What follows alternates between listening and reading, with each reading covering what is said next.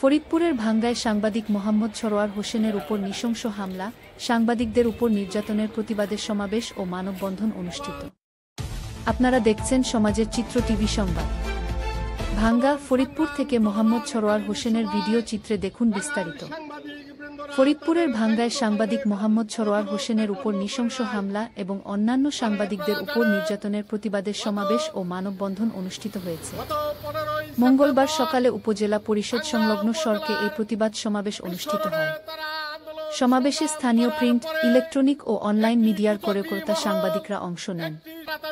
সমাবেশে বক্তারা দেশজুড়ে সাংবাদিকদের উপর হামলার ঘটনায় তীব্র ক্ষোভ প্রকাশ করেন এবং ভাঙ্গায় হামলার সাথে জড়িতদের দ্রুত গ্রেফতার ও আইনের আওতায় আনার দাবি জানান।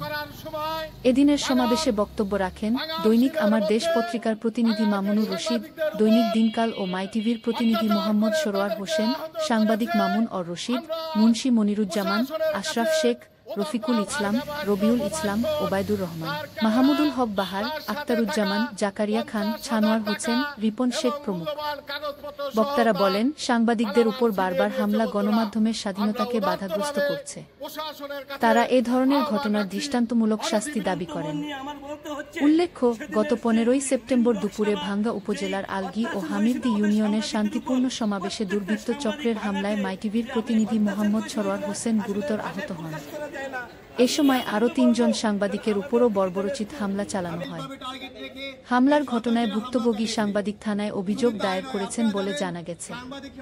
গণমাধ্যম কর্মীদের নিরাপত্তা ও ন্যায় বিচারের দাবিতে দেশজুড়ে সাংবাদিক সমাজের ঐক্যবদ্ধ অবস্থান অব্যাহত রয়েছে। সমাজের চিত্র টিভি সংবাদের সাথে থাকার জন্য ধন্যবাদ। সবার আগে আপনার এলাকার সংবাদ পেতে আমাদের চ্যানেলটিকে সাবস্ক্রাইব, লাইক, ফলো দিয়ে সাথে থাকুন। পরবর্তী সংবাদ শোনার আমন্ত্রণ রহিল।